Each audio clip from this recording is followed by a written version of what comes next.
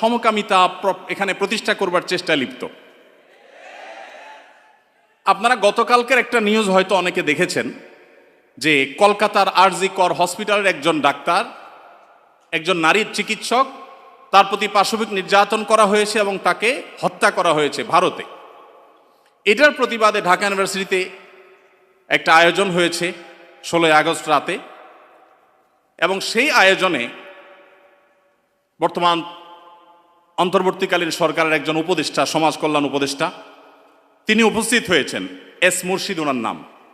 তিনি সেখানে উপস্থিত হয়ে তাদেরকে বলেছেন যে তোমরা কিছু দাবি দাওয়া পেশ করো, কিছু দাবি দাওয়া দাও তোমরা, যে দাবি দাওয়াগুলো বাস্তবায়নের জন্য আমরা ঝাঁপায়ে পড়ব।